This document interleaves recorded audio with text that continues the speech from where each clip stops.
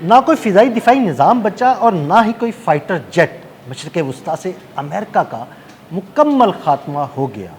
मशरिक़ वस्ता में ईरान के खौफनाक और तबाहकुन फ़िज़ाई हमलों के बाद अमरीकी एयर बेसिस खाली हो गईं। इसके बाद अमेरिका को अब यूरोप से अपने फ़िज़ाई ऑपरेशंस करने पड़ रहे हैं। इस बारे में अज़हर अली ख़ान से बात करते हैं। अज़हर भाई, मशरिक़ वस्ता में जितनी एयर बेसिस थी अमेरिका की, ईरान ने मुकम्मल तौर पर तबाह कर दी हैं। कोई उनका फ़ाइटर जेट नहीं बचा, कोई फ़िज़ाई दिफ़ाई निज़ाम नहीं बचा। मशरिक़ वस्ता से तो मुकम्मल ख़ात्मा तकरीबन नज़र ही आ रहा है अमेरिका का। इसके बाद वो यूरोप चला गया। अब यूरोप से फ़िज़ाई हमले किए जा रहे हैं, उसमें उसको किन मुश्किलात का सामना है और ये सब कुछ होने के बाद ख़ित्ते पर इसके क्या असरात मुरतब होंगे?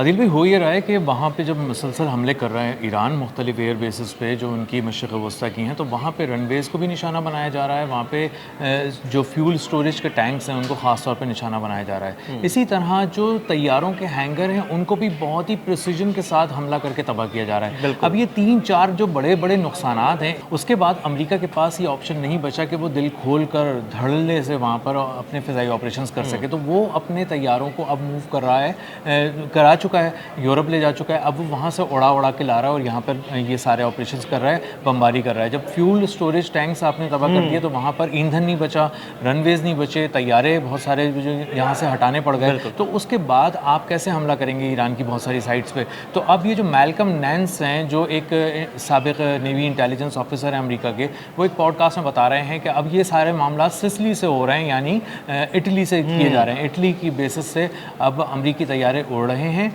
और वहाँ से यहाँ तक आके हमले कर रहे हैं ईरान पर। और वो ये बात बता रहे हैं कि तकरीबन 5 घंटे का रास्ता बढ़ गया, यानी इजाफी फ्यूल कॉस्ट भी बढ़ गई है, टाइम भी बढ़ गया है। और अब जाहिर है वो जो आप फ़ौरन एक ताज़ा दम होकर हमले करते थे, फ़ौरन और इफ़ेक्टिव जो हमले होते थे ना, अब उसमें ताख़ीर होने लगी है। और ताख़ीर होने की वजह से मेरा ख्याल है कि ईरान को भी ज़्यादा टाइम मिल रहा है उन हमलों को रोकने का। बिल्कुल ऐसा ही है। और इसीलिए ईरान, आप देखें पिछले कुछ दिनों के दौरान बार बार ये बात कह रहा है कि यूरोप इसमें दरमियान में ना आए। बहुत से ममालिक की तरफ धमकियां दे रहा है यूरोप को भी। बिल्कुल ऐसा ही है। और वो ये भी कह रहा है कि बरतानिया की एयर बेसिस से कुछ चीज़ें उड़ी हैं और ज़ाहिर है वहाँ से कार्गो प्लेन्स भी उड़े हैं। ईरान ने ये भी कहा है कि जो ममालिक इसमें शामिल हैं, हम उन ममालिक को निशाना बनाएंगे। बिल्कुल ऐसा ही है। और ये बिल्कुल एक नई नौयत का जवाब है और इसको बिल्कुल भी गैर संजीदा नहीं लेना चाहिए, क्योंकि इसी तरह की एक धमकी ईरान ने जब दी थी, जब 3 महीने पहले उसने कहा था कि हम टेक्नोलॉजी के टारगेट्स पे हमला करेंगे, तो लोग हंस रहे थे कि टेक्नोलॉजी के टारगेट्स कहाँ हैं मशरिक़ वस्ता में। तो उन्होंने जब ये डाटा सेंटर उड़ाया है अमेज़न का डाटा सेंटर, बिल्कुल जी, और 2 बड़े हमले करके उसको मुकम्मल तौर पर तबाह कर दिया, तो उसके बाद ये एक बहुत ही साफ वाज़ेह दो टोक पैगाम पहुंच गया अमेरिका तक और उसके इत्तेहादियों तक और उसके हमदर्दों तक कि अगर कोई इसमें अमेरिका का साथ देगा इस जंग में और ईरान के ख़िलाफ़ बमबारी करने में, ईरान पर हमला करने में अमेरिका का किसी भी तरह साथ देगा, चाहे अपनी सरजमीन देगा, तो उसको हौलनाक नताइज का सामना करना पड़ेगा। और ये एक एक करके अब सामने भी आ रही हैं ये चीज़ें। तो अब मसला ये है कि अब जो अमेरिका की फ़िज़ाइया है वो बहुत ज़्यादा चैलेंजेस से दो चार हो गई है। जो उनकी बहरिया खड़ी हुई है इस वक्त आपनाए हुर्मुज़ के करीब, वो तो एक अलग चैलेंज से गुजर रही है कि वो वहाँ खड़ी भी है, ऑपरेशनल कॉस्ट भी बढ़ चुकी है और वहाँ पर उन पर हमले भी हो जाते हैं कभी कभी, और वो किसी पर हमला उस तरह से नहीं कर पा रहे जिस तरह से वो चाह रहे थे और जिस तरह से वो कह रहे थे कि हम किसी को भी अपने हिफाजती हिसार में लेकर अपना हुर्मुज़ पार कराएंगे, लेकिन ऐसा तो कुछ नहीं हो सका, नहीं हो पाए। इसी तरह वो अपनी एयर बेसिस को इन्होंने मजबूत करके मशरिक़ वस्ता से कोशिश की कि ये उड़ान भरें और यहाँ पर हमले करें। लेकिन मैल्कम नैंस ने एक और बहुत काम की बात की है और वो ये की है कि जब से इनके $2 अरब के 2 रडार तबाह हुए हैं 20-20 हज़ार डॉलर के शाहिद ड्रोन के ज़रिए, उस वक्त से 2-3 महीने पहले, जी बिल्कुल। तो अमेरिका उसके बाद से बहुत ज़्यादा एक तरह से अंधा हो गया है पूरे। वो एक्चुअली संभल नहीं पा रहा ना, उसके बाद उसे पता ही नहीं लग रहा कि कोई ड्रोन आता है, कोई मिसाइल आता है, ना उसे समझ में आ रहा है, ना उसे नज़र आ रहा है, ना वो रोक पा रहे हैं। बिल्कुल ऐसे ही है। पहले ये था कि जब अगर ड्रोन कहीं से फ्लाइट लेता था तो फ़ौरन अमेरिका को उन रडार्स के ज़रिए पता चल जाता था, क्योंकि वो 5000 किलोमीटर आगे तक और उसके रेडियस में देख रहे होते थे। तो अब जब वो बिल्कुल करीब आ रहा होता है तो वो एक ख़ास रेंज में उसको देख पाते हैं, तो इसलिए वो जब अपनी रफ्तार बढ़ा लेता है ड्रोन तो वो उनको वैसे भी चकमा दे देता है उनके एयर डिफेंसेस को। और इसीलिए बहुत बड़े पैमाने पर जो एयर बेसिस हैं अमेरिका की उनमें तबाही मच रही है और हम देख रहे हैं अपनी आंखों से, सैटेलाइट इमेजेस भी सामने आ रही हैं। तो इसलिए अमेरिका बहुत ज़्यादा परेशान है और यही वजह है कि डोनाल्ड ट्रंप अब धमकियाँ देने पर उतर आए हैं। हैं, जो पहले इशारों किनारों में बात करते थे कि चीन मदद कर रहा है या रशिया मदद कर रहा है, मत करें, अब वो दो टोक अल्फाज में कह रहे हैं कि चीन और रशिया ने अगर इस तरह की कोई चीज़ की होती तो उनको सख्त नताइज भुगतने पड़ते, और वो कहीं ना कहीं मीठी ज़बान भी इस्तेमाल कर देते हैं ताकि एहतियात का दामन थाम के वो बात करें।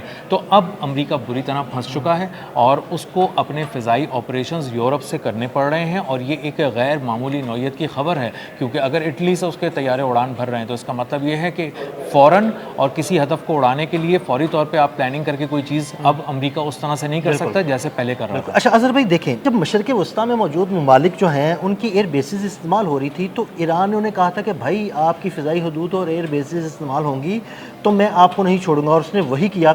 उसने कुवैत, बहरीन, इराक, कतर, उर्दन, उसने कोई मुल्क नहीं छोड़ा, तमाम ममालिक में अमेरिकी एयर बेसिस को उड़ा के रख दिया। अब बेसिस इस्तेमाल हो रही है यूरोप की। क्या ये जंग मशरक़ वस्ता से यूरोप की तरफ शिफ्ट तो नहीं होने लगी? ये हो सकती है, और इस तरह हो सकती है कि बहुत सारी ऐसे, आप उस बयान को देखें ईरान के जिसमें उन्होंने कहा है कि हमारे सरप्राइजेस बहुत आपको हैरान करेंगे, नई तरह की चीज़ें। और जो बैलिस्टिक मिसाइल और जो ड्रोन अब वो इस्तेमाल कर रहे हैं, ये पहले उन्होंने उस तरह से नहीं किए थे। इसका मतलब ये है कि कुछ ऐसे हथियार भी ईरान के पास हैं जो वो सरप्राइज़ कर सकता है। तो क्या उसके पास ऐसे हथियार भी हैं जो यूरोप तक पहुँच सकते हैं? ये भी एक, इस पर भी एक डिबेट शुरू हो गई अब कि क्या उसके हथियार दूर तक जाके किसी और खित्ते में किसी जगह को निशाना बना सकते हैं। तो ईरान को अंडर एस्टिमेट नहीं किया जा सकता, क्योंकि करके देखा गया है उसको अंडर एस्टिमेट, और उसका रिजल्ट बड़ा डिफरेंट निकला है, बहुत खौफनाक निकला है। तो अब ये डिबेट बहुत ज़्यादा गर्म हो गई है कि क्या ईरान के पास ऐसा कोई हथियार है जो उसके आर्सेनल में कोई ऐसी चीज़ है जो वो निकाल कर ले आए और दुनिया को फिर हैरान कर दे कि वो दूसरे खित्ते को भी निशाना बना सकता है। लेकिन मेरा ख्याल है अजहर भाई उसके पास कोई ऐसी चीज़ ज़रूर मौजूद है, क्योंकि वो हर दूसरे दिन एक नया सरप्राइज बॉक्स खोलता है। उस बॉक्स में से एक नया मिसाइल निकलता है या नया ड्रोन निकलता है, और वो ड्रोन या मिसाइल जिसकी टेक्नोलॉजी को अमेरिका पकड़ चुका होता है, उसके बिल्कुल उलट टेक्नोलॉजी मैदान में आ जाती है। अमेरिका फिर जो है ना वो देखता रह जाता है, और मुझे लगता है उसके बाद कोई चीज़ मौजूद होगी। भाई आप इसको इस तरह देखें ना आदिल भाई, कि उन्होंने कहा कि जिस वक्त में सीज फायर था उस जंगबंदी में भी हम सुकून से नहीं बैठे, दिन रात इनोवेशन पे काम किया। उन्होंने प्रोडक्शन की बात नहीं की, इनोवेशन की बात की। उनको पता था कि अब अमेरिका हमें पढ़ चुका, समझ चुका, अब हम जब दोबारा जंग में जाएंगे, अब जब दोबारा अमेरिका छेड़ेगा हमें, तो वो नए अंदाज से पिछली चीज़ों को बहुत सारी नाकाम हो जाएंगी हमारी।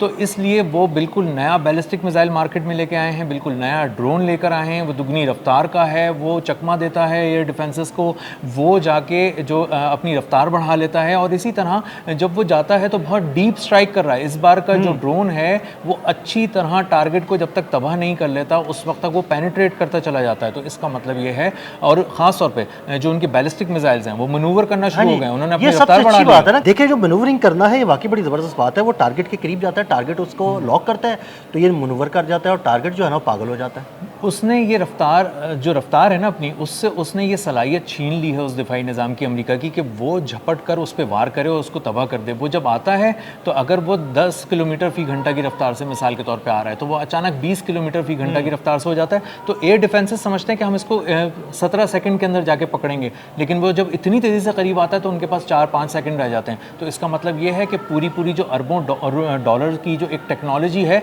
वो भी साथ कोलैप्स कर गई है, सिर्फ एयर डिफेंसेस नाकाम नहीं हुए हैं। तो ये पूरी जो मिलिट्री अलाइनमेंट है ना, ये मशरिक़ वस्ता में ऐसे ही नहीं चेंज कर दिया है। ईरान ने बहुत प्रिसीजन के साथ वार किए हैं, और अब अमेरिका को पूरी चीज़ को दोबारा पढ़ना पड़ेगा, नई चीज़ को पे पैसा लगाना पड़ेगा, अरबों डॉलर से एक नई टेक्नोलॉजी को डेवलप करना पड़ेगा, उसमें बहुत साल लगेंगे। और इस दौरान अमेरिका ना सिर्फ ईरान से बहुत ज़्यादा जंग नहीं लड़ सकता, बल्कि और भी किसी मुल्क के साथ अगर वो सींग लड़ाने की कोशिश कर रहा है तो वो इस काबिल अब नहीं है। बहुत शुक्रिया अजहर भाई। अजहर भाई ने बड़ी तफसील के साथ इस सारे मामले पर रोशनी डाली। मज़ीद अपडेट्स के लिए मैं फॉलो करते रहें। अदील अहमद और अजहर अली ख़ान को इजाज़त दीजिएगा। अल्लाह हाफ़िज़।